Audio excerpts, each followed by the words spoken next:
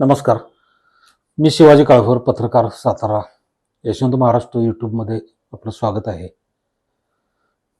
मायनीच्या medical कॉलेजमध्ये corona काळात झालेला मायतांच्या टाळूवरचे लोणी खाण्याचा घोटाळा, ज्यात आमदार जयकुमार गोरेंवर आरोप झालेले आहेत, ते प्रकरण सध्या उच्च न्यायालयात मुंबई हायकोर्टात गेलेलं आहे आणि या कोर्टात सातारा पोलिसांचे वाभाडे निघत आहेत. त्याचं झालं असं की मायनीचं जे मेडिकल कॉलेज आहे तिथं त्याच्या मालकीवरून किंवा हक्कावरून वाद सुरू आहेत, जे देशमुख कुटुंबियांनी ते स्थापन केलेलं होतं आणि जयकुमार गोरेने तिथं उलाघारी करून, आता ते नंतर एखाद्या व्हिडिओमध्ये आपण घेऊ, पण ते त्या संस्थेत घुसले आणि मग वाद, आरोप प्रत्यारोप तिथं सुरू झाले आणि एका अर्थाने त्याने त्या कॉलेजचा ताबाही घेतला. तो घेतल्यानंतर कोरोना काळात तिथं कोरोना रुग्णांवर उपचार सुरू झाले आणि साधारण 200 रुग्ण मृत दाखवून मोठा घोटाळा झाला. 500 कोटीचं काय असं दीपक देशमुखांचं म्हणणं आहे, जे संस्थापकांचे नातेवाईक आहेत. आणि त्यातले 2 जण आता तुरुंगात आहेत, जयकुमार गोरेंनी ज्या काही खेळ्या केल्या त्याच्यामुळं.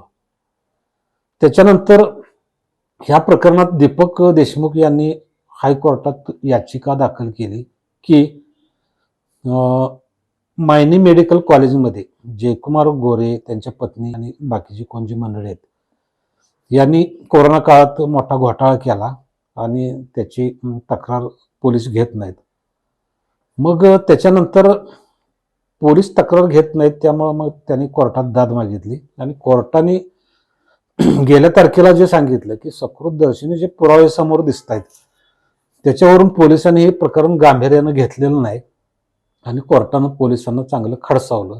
त्यावेळेला वडूज पोलीस स्टेशनच्या अंतर्गत हे प्रकरण येतं. मग वडूजचे पोलीस अधिकारी तिथं हजर होते कोर्टात आणि कोर्टाचा हा पवित्रा बघून त्यांना तिथं घामच फुटला दरदरून. कोर्टानं त्यांना विचारलं की इथं एसी सुरू आहे, बाकीच्या कोणाला इथं घाम येत नाही आणि तुम्हालाच घाम काय येत आहे? त्यावेळेला ते रुमालानं घाम पुसत होते आपला, कारण ते एका कात्रीत सापडले होते. इकडं कोर्ट आणि तिकडं सत्ताधारी, जिथं गृहमंत्र्यांची सत्ता चालते, त्यात ह्या बिचाऱ्या अधिकाऱ्याचं हाल झालं. त्यामुळे कोर्टाला आदेश द्यावा लागला की अमुक अमुक एवढ्या दिवसात तुम्ही काय करताय त्याचं आम्हाला सांगा, तपासाबाबत किंवा गुन्हा दाखल करून घ्या. प्रथमदर्शनी तरी त्यात पुरावा दिसतोय. याच्यानंतर ती मुदत संपून जायला आली आणि तोपर्यंत इकडून जो पोलिसांच्यावर दबाव होता, आता गृहमंत्रीच त्यांच्या जयकुमार गोरेंच्या खास जयकुमार गोरे गृहमंत्र्यांच्या मर्जीतले. आता जयकुमार गोरे हे व्यक्तिमत्व जे काही वर्षापूर्वी सांगलीतून आलं, त्यांच्यावर किती आरोप होते, गुन्हे किती नोंद होते आणि ते मानच्या जनतेवर स्वार झालं आणि कशा कशा पद्धतीनं त्यांनी इथं राजकारण्यांना आव्हानं दिली, स्वतःची टिमकी वाजवली, जिल्ह्याचं नेतेपदासाठी काय काय उचापती केल्या, हे सगळ्यांना माहीत आहे. तर ते जातात तिथं त्या नेत्याला आपलंसं करण्याची, हिप्नोटाईज करण्याची त्यांची एक हातोटी आहे. जसं काँग्रेसमध्ये असताना पृथ्वीराज चव्हाणांना केलं होतं. परत त्यांची साथ सोडली सत्ता गेल्यानंतर आणि ही साथ धरली आणि ते तिथं पण त्यांच्या हृदयात जाऊन बसले.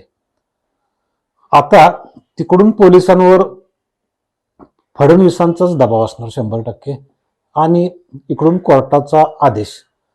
या कात्रीत सापडल्यानंतर मग काही दिवसांपूर्वी देशमुख कुटुंबियांवर ईडीची धाड पडली. आता ही कुणामुळे पडली हे सांगायला कुठल्या भविष्य व्यक्तीची किंवा कोणाची काही गरज नाही.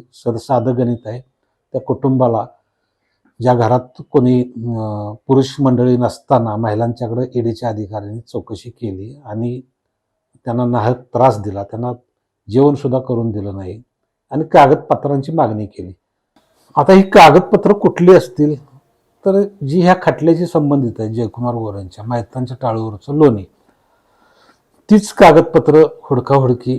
आता ती काम कुणाचं आणि करतंय कोण आणि कोणामार्फत करतंय हे न कळायला जनता काही इतकी दूध खोळी नाही आणि याचे परिणाम त्यांना विधानसभा निवडणुकीत दिसतील. कदाचित या प्रकरणामुळं त्यांची जी इच्छा आहे चौथ्यांदा आमदार व्हायची, ती निवडणूक त्यांना तुरुंगातून सुद्धा लढवण्याची पाळी येऊ शकते. आता हे एवढं प्रकरण झाल्यानंतर, ईडीचं वगैरे हे झाल्यानंतर, आता यांच्या काय बैठका झाल्या असतील किंवा काय, पोलीस अधिकारी त्यात होते किंवा काय असतील कदाचित. तर आता जी दीपक देशमुखांची तक्रार घेतली नाही आणि ती घ्या दाखल करून, असं हायकोर्टानं सांगितलेलं होतं तपासी अधिकाऱ्यांना किंवा जे चार्ज आहे वडूज पोलीस स्टेशनचा त्यांना. आता त्यांना कात्रीत सापडल्यामुळं, इकडं सत्ताधाऱ्यांच्या कात्रीत, इकडं कोर्टाचा आदेश, अशा वेळेला जे मधले अधिकारी असतात त्यांच्यावर प्रचंड मानसिक दबाव असतो. मग त्यातून त्यांनी मार्ग काढला असावा. मग जी संस्था या मेडिकल कॉलेजशी संबंधित होती ती संस्था महात्मा ज्योतिराव फुले संस्था, जन आरोग्य संस्था आहे, तर त्या संस्थेचे जे देवीदास बागल आहेत त्यांना तक्रार दाखल करायला लावली. जे 200 रुग्ण होते ते 35वर आले आणि जयकुमार गोरेच म्हणतात की ही संख्या 35वर कशी आली. आता मग तक्रार दाखल करायला कोणी बागल यांना सांगितले, असा प्रश्न उपस्थित होतो. आता देवीदास बागल यांनी तक्रार दाखल केली, मग दीपक देशमुखांच्या तक्रारीचं काय? ही बाब आदल्या दिवशी झाली, म्हणजे हायकोर्टात सुनावणी होण्याच्या आदल्या दिवशी, आणि काल त्याची हायकोर्टात सुनावणी झाली. त्यावेळेला कोर्टाच्या असं लक्षात आलं की दीपक देशमुखांची तक्रारच दाखल करून घेतलेली नाही. कोर्टानं अधिकाऱ्यांना असा सवाल केला की देशमुख कुटुंबियांवर ईडीचा छापा घालायला कुणी लावला? हा काय प्रकार आहे? म्हणजे ही तपासाची कुठली पद्धत आहे तुमची? त्यानंतर सुडाने वागाल तर याद राखा, असले प्रकार खपवून घेणार नाही आणि कुठलीही हायगय खपवून घेणार नाही. आणि त्यांचा जो तक्रारीतला अतिरिक्त जबाब आहे दीपक देशमुखांचा, तो पण तुम्ही घ्या त्या तक्रारीला जोडून, असं हायकोर्टानं निर्देश दिलेत.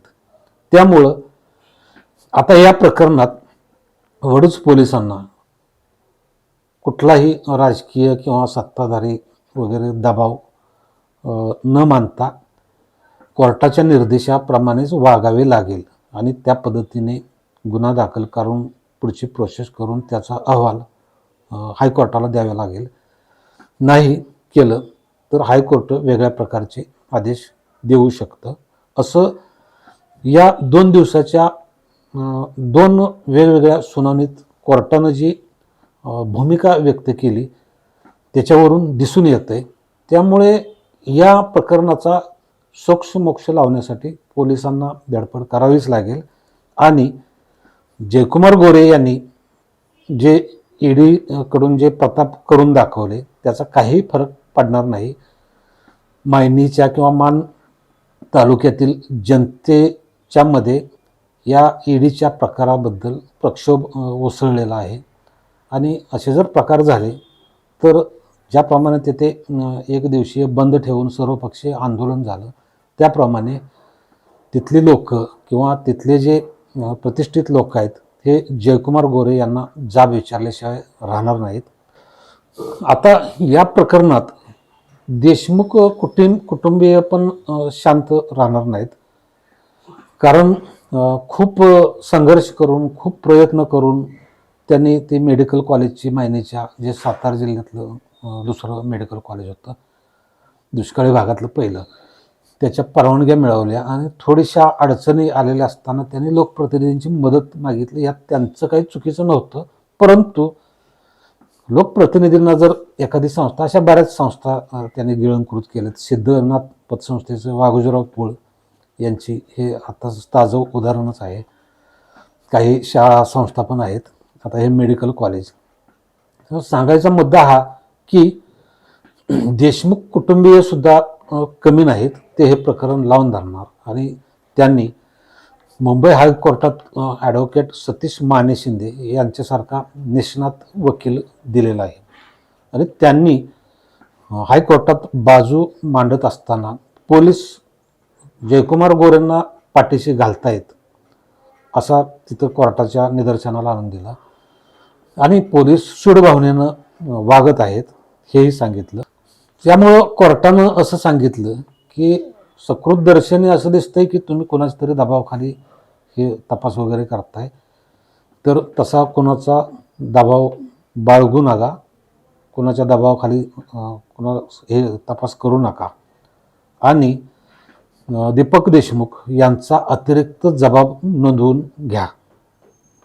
त्या बागले यांनी केलेल्या तक्रारीमध्ये 3 आठवड्याच्या आत तपासाचा अहवाल आम्हाला सादर करावा.